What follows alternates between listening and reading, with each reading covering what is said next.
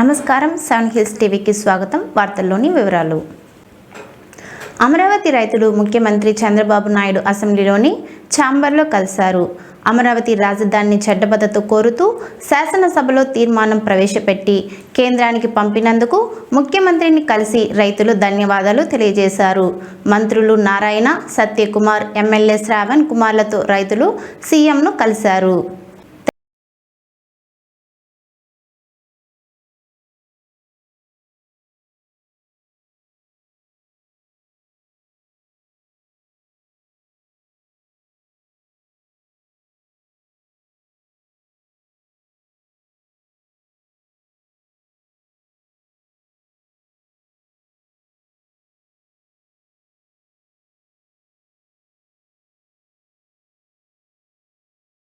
Telugu film journalist association ప్రతి సంవత్సరం తెలుగు సంవత్సరాది సందర్భంగా జర్నలిస్టుల కోసం డైరీ విడుదల చేయడం ఆనవాయితీగా కొనసాగుతుంది.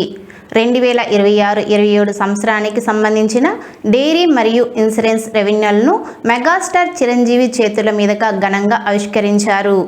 ఈ ఏడాది ప్రత్యేకంగా ప్రతి ఫిల్మ్ జర్నలిస్ట్ కుటుంబానికి 2+2 అందించే ఇన్సూరెన్స్ కవరేజీని 5 లక్షల నుంచి 10 లక్షలకు పెంచడం జరిగిందని, అదేవిధంగా ప్రమాదాల సమయంలో జర్నలిస్టులకు ఆర్థిక భరోసా కల్పించేందుకు ప్రత్యేక యాక్సిడెంట్ పాలసీ ప్రవేశపెట్టారని తెలిపారు. ఏదైనా ప్రమాదం కారణంగా 2 నుంచి 12 నెలలు బెడ్ రెస్ట్ అవసరమైన పరిస్థితుల్లో ప్రతి వారం 10,000 చొప్పున సహాయం అందేలా ఈ పాలసీ రూపొందించబడిందని, తెలుగు ఫిల్మ్ జర్నలిస్టులకు గుర్తింపు కల్పించే విధంగా అసోసియేషన్ ఐడి కార్డులను చిరంజీవి ఎగ్జిక్యూటివ్ కమిటీ సభ్యులు అందజేశారు. రాష్ట్ర రాజధాని అమరావతి చట్టబద్ధత కల్పిస్తూ అసెంబ్లీలో తీర్మానం చేయడం చారిత్రాత్మకత అని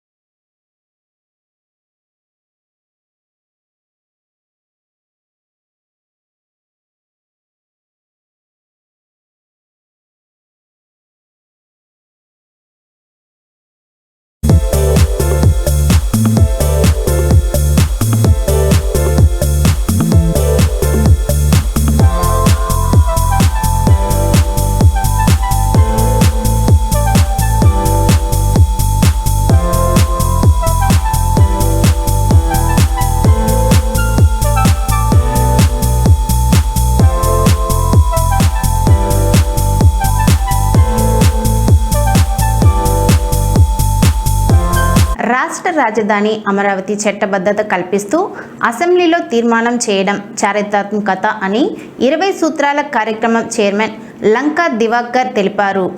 గత వైసీపీ పాలనలో 3 రాజధానుల పేరుతో రాష్ట్రాన్ని విభజించి పాలించే దిశగా ప్రయత్నాలు జరిగాయని ఆరోపించారు. అమరావతి కోసం అనేక మంది రైతులు తమ భూములను ప్రభుత్వానికి అందించి ఉదారతను చాటుకున్నారని, అయితే అప్పటి వైసీపీ ప్రభుత్వం అమరావతి రైతులకు అన్ని విధాలుగా హింసించినట్లు చెప్పారు. కూటమి ప్రభుత్వం వచ్చిన వెంటనే అమరావతికి రాజధానిగా ప్రకటించడానికి చట్టబద్ధత కల్పిస్తూ అసెంబ్లీలో తీర్మానం చేసి కేంద్రానికి పంపడం శుభ పరిమాణమన్నారు. పార్లమెంటులో కూడా ఈ బిల్లు ఆమోదం పొందుతుందని, దీన్ని ఎవ్వరూ అడ్డుకోలేరని తెలిపారు. ప్రజల్లో ఒక ప్రశ్న ఉత్పన్నమవుతుంది. వారి అంతరంగం కూడా అర్థమవుతా ఉంది. వారి విధానాలు ఏ విధంగా ఉంటాయి, ఒక్కొక్క సందర్భంలో ఏ విధంగా మాట మారుస్తూ ఉంటారనేటటువంటిది. ముఖ్యంగా ఏదైతే ఏపీ పునర్వ్యవస్థీకరణ చట్టం సెక్షన్ 5లో ఉన్నటువంటి సబ్సెక్షన్ 2ను అమెండ్మెంట్ చేయటము, 2 అంశాలు ముఖ్యంగా రాజధాని అనే ప్రాంతం దగ్గర అమరావతిని అనేటటువంటి పదాన్ని జతపరచటము, అలాగే సబ్సెక్షన్ 2లో అమరావతి ప్రాధికార సంస్థ సిఆర్డీఏకి సంబంధించి 2014లో ఏదైతే చట్టం చేసి అమరావతి ప్రాధికారిక సంస్థ ద్వారా సిఆర్డీఏని ఏదైతే దాన్ని రికగ్నైజ్ చేశారో దాన్ని ఆమోదపరుస్తూ రాజధానిగా ఒక ఏదైతే తీర్మానాన్ని చేసి కేంద్ర ప్రభుత్వానికి పంపించడం ద్వారా ఆ సవరణని విభజన చట్టంలో, పునర్వ్యవస్థీకరణ చట్టంలో సెక్షన్ 5లో చేయాలి అనేటటువంటి ఒక మూల ఉద్దేశంతో ముఖ్యమంత్రి చంద్రబాబు నాయుడు గారు ఈ అంశాన్ని ఈరోజు తీసుకోవడం జరిగింది. అయితే కేంద్ర ప్రభుత్వం ప్రధానమంత్రి నరేంద్ర మోడీ గారి యొక్క సారథ్యంలో అమరావతికి ఏదైతే రాజధానిగా విరసిల్లడానికి కావలసినటువంటి అన్ని రకాల సహాయ సహకారాలు కేంద్ర ప్రభుత్వం నుంచి ప్రధానమంత్రి నరేంద్ర మోడీ గారి నేతృత్వంలో అందిస్తున్న సంగతి విదితమే. 2014-19 మధ్య 1500 కోట్ల రూపాయలు ఏదైతే అవసరమైనటువంటి భవన నిర్మాణాలకి ఇవ్వటము, అలాగే ఏదైతే ఔటర్ రింగ్ రోడ్ని కూడా అప్పుడే ఆమోదించటము, అదేవిధంగా హెరిటేజ్ సిటీగా అలాగే స్మార్ట్ సిటీగా అమరావతిని ఆమోదించటము, విజయవాడకి అలాగే గుంటూరుకి 1000 కోట్ల రూపాయల వరకు అండర్ గ్రౌండ్ డ్రైనేజీకి, అమరావతికి రెండు వైపులా ఉన్న ప్రాంతాల అభివృద్ధి చేయాలి ఈ ప్రాంతాలు కూడా అనే ఉద్దేశంతో ఆ రోజు ఆ యొక్క నిధులు ఇవ్వటము. అదేవిధంగా ఏదైతే 70-80 మధ్య కేంద్ర సంస్థలకి సంబంధించి 70-80 వరకు ఉండేటటువంటి ఆర్థిక సంస్థలు అయితేనేమి, వివిధ రకాల కేంద్ర ప్రభుత్వ సంస్థలు ఇక్కడ నిర్మాణానికి కావలసినటువంటి చర్యల్ని కూడా 2014-19 మధ్యనే భూములను సేకరించడం కేంద్ర ప్రభుత్వం చేసింది. ఇక్కడ బంగారుపాలెం మండలం శేషాపురం గ్రామానికి చెందిన లోకేష్ కు జెట్టి సినిమా హీరో మురళీకృష్ణకు పరిచయం ఏర్పడింది. ఈ క్రమంలో తాను తీసే సినిమాలకు ఆర్థికంగా పెట్టుబడులు పెడితే లాభాలు చూపిస్తామని హీరో మురళీకృష్ణ తనకు బాగా దగ్గరై లోకేష్ను నమ్మించి ముందుగా 20 లక్షలు నగదు తీసుకున్నాడు. అయితే తాను ఇచ్చిన నగదును చెల్లించాలని సినీ హీరో మురళీకృష్ణను నిలదీస్తే సమాధానం చెప్పకపోవడంతో లోకేష్ తన ఇంట్లో నుంచి మోతాదుకు మించి నిద్ర మాత్రలు మింగి ఆత్మహత్యాయత్నానికి పాల్పడ్డారు. ఈ విషయాన్ని గుర్తించిన కుటుంబ సభ్యులు ఆసుపత్రికి తరలించారు. ఈ సందర్భంగా లోకేష్ తల్లిదండ్రుల మీడియాతో మాట్లాడుతూ సినీ హీరో మురళీకృష్ణపై పోలీసులకు ఫిర్యాదు చేశామని తెలిపారు.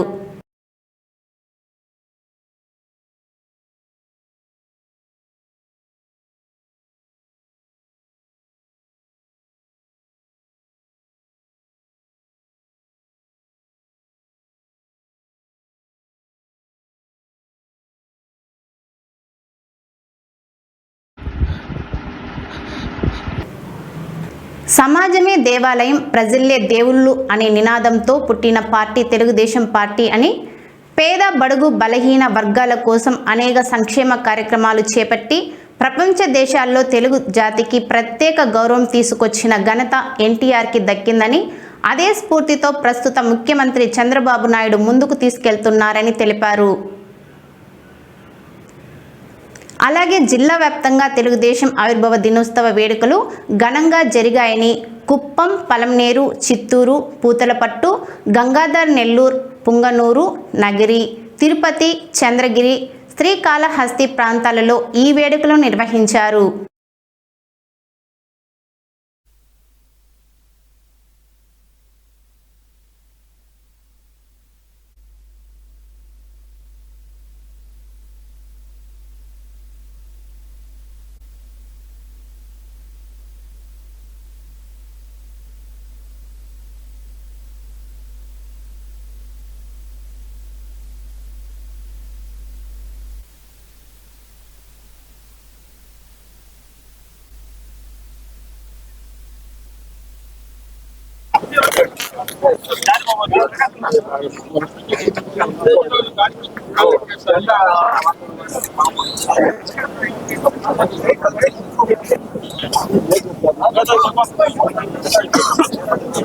అదే లాస్ట్ పైగా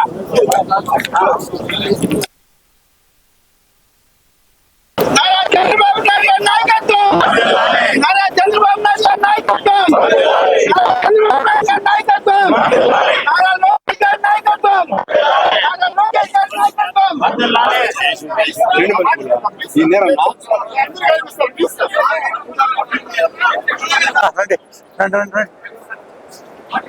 బైక్ లేదా కట్ చేయి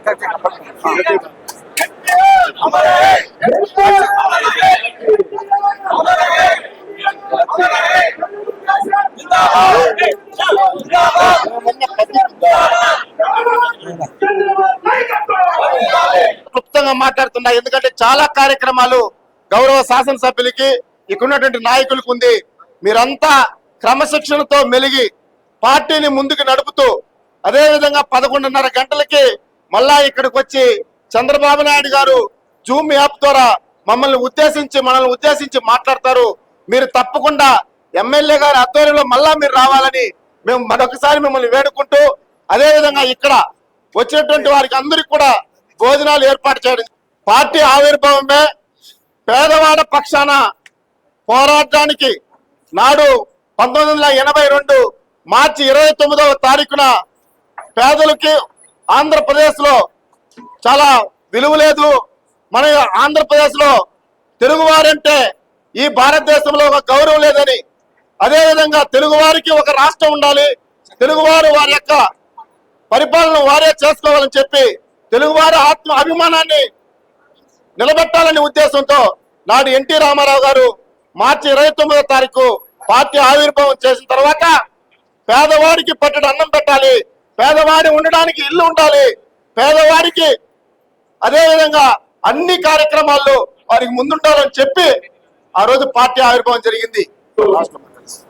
మొట్టమొదటిగా ఎన్టీ రామారావు గారు ఏ విధంగా పార్టీ ఆవిర్భవించి ఆ రోజు పరిస్థితుల్లో చేశారో ఇక్కడ ఉండే వాళ్ళకి సగం మందికి తెలియకపోవచ్చు, ఇంక్లూడింగ్ ఎమ్మెల్యే గారు కూడా. ఎందుకంటే ఆయన పార్టీ పెట్టినప్పుడు వాళ్ళ అమ్మ కడుపులో ఉన్నాడు. అందువల్ల చాలా మందికి మేమైతే 82 నుంచి చాలా ట్రైనింగ్ క్లాసెస్ పెట్టి ఈ రోజు పార్టీ 44 సంవత్సరాల్లో కూడా ఒక్క రోజు ఒక గంట కూడా వీడకుండా పార్టీ అంటే ఉంటున్నాం. ఆ రోజు రామారావు గారు కనుక కోట్ల రూపాయల పార్టీ చేసుకుని వస్తా ఉంటే కూడా వదిలిపెట్టి ఇప్పుడుండే నాయకులు ఉండే గత ముఖ్యమంత్రి చూస్తే డబ్బు సంపాదించడానికి వచ్చాడు. రామారావు ఆ మధ్య కాదు, వారి దోషానికి వదిలిపెట్టి ప్రజల కోసం వచ్చాడు. ఆయన పెట్టితే ప్రజలే దేవుళ్ళు.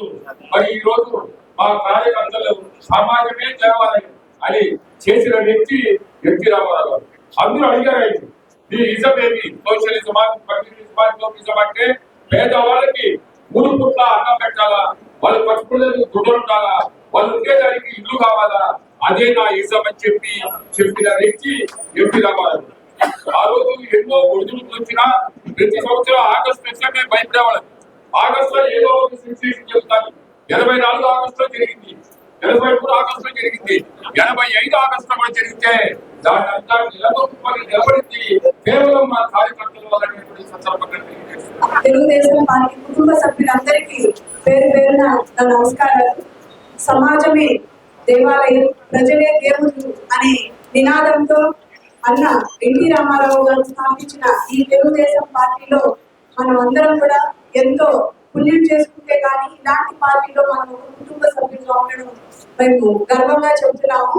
ఆయన ఏం చేశారు పార్టీ గురించి అంత పెద్దలు ఇప్పుడే చెప్పారు. ఒక మహిళలుగా మనమందరం ఇక్కడ ఇంతమంది తెలుగుదేశం పార్టీలో ఉంటూ అలాగే మనకి రాజకీయంగా కూడా ఇంత ఎత్తు ఎదగడానికి ఎన్టీ రామారావు గారే పునాది వేశారు. ఆ రోజు అమ్మాయిలకి ఆస్తి హక్కులు మొట్టమొదటిగా మన తిరుపతిలో మహిళా యూనివర్సిటీ పెట్టడంలో కానీ అన్నింటిలో మహిళలు ఇంటికే పరిమితం కాదు, రాజకీయాల్లో కూడా వారికి స్థానం కల్పించి మహిళలకు ఒక గౌరవం ఇవ్వాలి అన్నది మన ఎన్టీ రామారావు గారి నినాదం. అదే నినాదంతో 44వ సంవత్సరంలో అడుగు పెడుతున్న తెలుగుదేశం పార్టీ ఇది స్థాపించిన శ్రీ నందమూరి తారక రామారావు గారు. దీన్ని ఇంతలా ప్రపంచవ్యాప్తంగా ఈ పార్టీకి ఉన్న శక్తిని ప్రదర్శించడంలో మన నారా చంద్రబాబు నాయుడు గారు ఈనాడు 2024 ఎన్నికల్లో యువగలం అనే పాదయాత్రతో మా యువ నాయకుడు నారా లోకేష్ గారు మళ్ళీ మేము అధికారంలోకి ఇంత పెద్ద మెజారిటీతో గెలవడానికి కృషి చేసిన మా యువ నాయకుడు నారా లోకేష్ గారికి, ముఖ్యంగా ఈ పార్టీని 44 సంవత్సరాలు కార్యకర్తలు ఎంతో ఓర్పుగా, ఎంతో క్రమశిక్షణతో, పట్టుదలతో మొన్న జరిగిన ఎన్నికల్లో ప్రాణాలు సైతం లెక్క చేయకుండా పోరాడిన మా తెలుగుదేశం పార్టీ కార్యకర్తలకి ఎన్ని జన్మలు ఎత్తినా వాళ్ళ రుణం తీర్చుకోలేని ఒక సందర్భం. మాకు మా పార్టీ కార్యకర్తలే ఈ పార్టీని 44 ఏళ్లుగా మోస్తూ ఇంత మంచి పార్టీగా గుర్తింపు రావడానికి కారణం కూడా కార్యకర్తలు, నాయకులు, నందమూరి తారక రామారావు గారి ఆశయంతో, నారా చంద్రబాబు నాయుడు గారి పరిపాలనలో, మా యువ నాయకుడు గారి ఆశీస్సులతో ఈరోజు మా చిత్తూరు నియోజకవర్గంలో కూడా 44వ పార్టీ ఆవిర్భావ దినోత్సవాన్ని ఇంత ఘనంగా జరుపుకుంటున్నాం.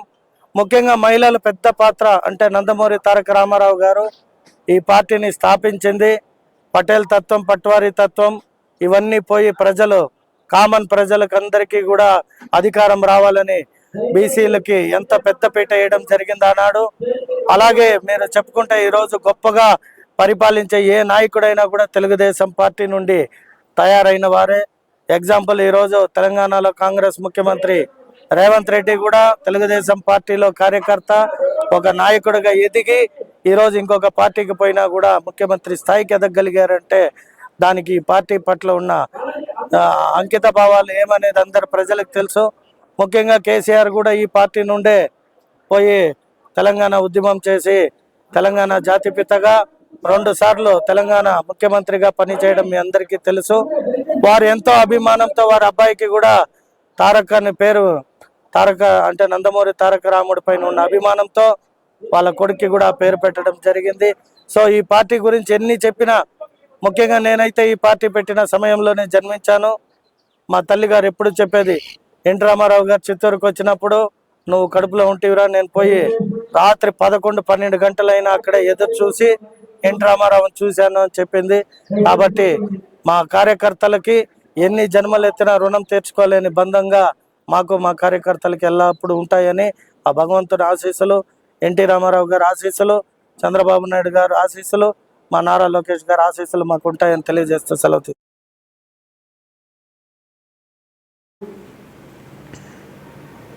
ఈ సందర్భంగా పార్టీ వ్యవస్థాపక అధ్యక్షులు రామారావు విగ్రహాలకు నివాళులు అర్పించి రామారావు చేసిన సేవలను కొనియాడారు. పలుచోట్ల అన్నదానం, రక్తదానం వంటి సేవా కార్యక్రమాలు నిర్వహించారు.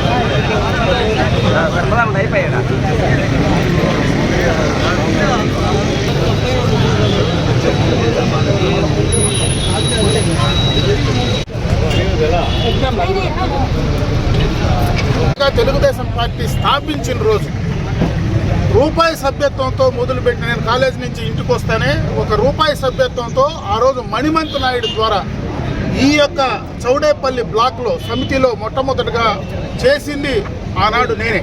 నా తర్వాతనే అటు చంద్రబాబు నాయుడు గారు కావచ్చు, మా తండ్రి రామకృష్ణారెడ్డి గారు కావచ్చు, ఇద్దరు కూడా ఆ తర్వాత రాజకీయాల్లో పార్టీలో చేరినటువంటి సందర్భాన్ని కూడా ఒకసారి గుర్తు చేస్తూ ఉన్నారు.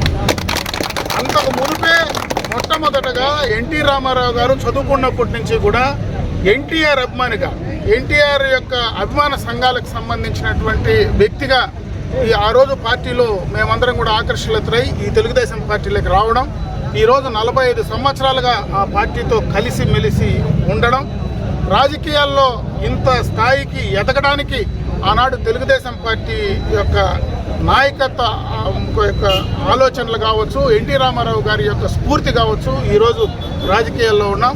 ఈ పార్టీ ఇదే విధంగా 45 వసంతాలే కాకుండా ఇంకా 100 సంవత్సరాలకు కూడా ఈ తెలుగుదేశం పార్టీని, ఎన్టీ రామారావు గారిని మర్చిపోయేటువంటి పరిస్థితి లేదని చెప్పి కూడా ఈ సందర్భంగా గుర్తు చేస్తున్నా. ఈరోజు కార్యకర్తలు అందరం కూడా ఎన్టీ రామారావు గారి ఆశయాలు, ఆ రోజు ఏదైతే తెలుగుదేశం పార్టీ స్థాపించినప్పుడు ఆయన ఏ ఆశయాలతో అయితే తెలుగుదేశం పార్టీని స్థాపించారో ఆ ఆశయాలు కొనసాగించడానికి మనమందరం కూడా కంకణబద్దులై పనిచేయాలని చెప్పి ఈ సందర్భంగా కూడా నేను మరొకసారి గుర్తు చేస్తూ, ఆ యొక్క ఆశయాలకు అనుగుణంగానే ఈరోజు ఈ రాష్ట్రంలో చంద్రబాబు నాయుడు గారు కావచ్చు, లోకేష్ బాబు గారు కావచ్చు, ఆ ఆశయాలకు అనుగుణంగానే ఈరోజు పనిచేస్తూ ఉన్నారు. మనమందరం కూడా కలిసికట్టుగా ఆ యొక్క ఆశయాలకు అనుగుణంగా తెలుగుదేశం పార్టీ బలాన్ని ఈ రాష్ట్రంలో పేద బడుగు బలహీన వర్గాలకు సంక్షేమాన్ని, అభివృద్ధిని ఏ రకంగా ఇవ్వాలనో ఈ యొక్క ప్రభుత్వం ఏర్పాటైన తర్వాత చేసే విధంగా కూడా చేసే ప్రయత్నాలు మనం చేయాలని చెప్పి మరొకసారి కూడా తెలియజేసుకుంటూ, అదేవిధంగా ఎన్ని ఒడిదుడుకులైనా దాదాపు మనం 20 సంవత్సరాలు, నాకు తెలిసి ఒక 20 సంవత్సరాలు అధికారంలో ఉన్నాం, ఒక 20 సంవత్సరాలు ప్రతిపక్షంలో ఉన్నాం. ప్రతిపక్షంలో ఉన్నప్పుడు కూడా గతంలో ఎప్పుడు ప్రతిపక్షంలో మనం ఇబ్బందులు పడలేదు. కానీ 2019-24 మధ్యలో ఎన్నో కేసులు, ఎన్నో ఇబ్బందులు, ఎన్నో సమస్యలు పెట్టినా కూడా ధైర్యంగా నిలదొక్కుని తెలుగుదేశం పార్టీ ప్రభుత్వాన్ని అధికారంలోకి తీసుకొచ్చినటువంటి ఘనత కూడా తెలుగుదేశం పార్టీ కార్యకర్తలదే. తెలుగుదేశం పార్టీ ఆవిర్భావ దినోత్సవ సందర్భంగా చిత్తూరు 43వ డివిజన్లోని బజారు వీధిలో cluster incharge Bhuvaneswari, ward incharge కేశవుల ఆధ్వర్యంలో పార్టీ జెండా ఆవిష్కరించారు. అనంతరం ఎన్టీఆర్ చిత్రపటానికి పూలమాలలు వేసి నివాళులు అర్పించారు. ఈ కార్యక్రమంలో బీజేపీ రామచంద్ర, పద్మనాభ ఆచారి, చంద్ర ఆచారి, మురళీశెట్టి, సదాశివ, జనసేన యువ నాయకులు నిఖిల్ తదితరులు పాల్గొన్నారు.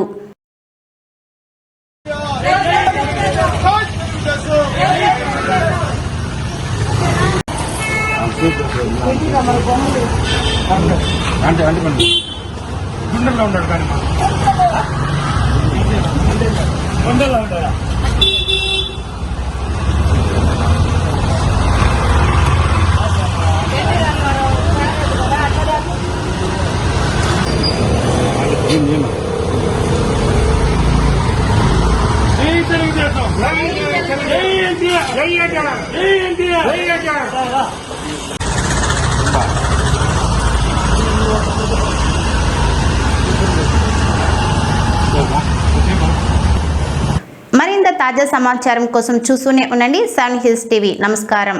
వాస్తవానికి మీ దగ్గరగా ఇది 7 హిల్స్ టీవీ.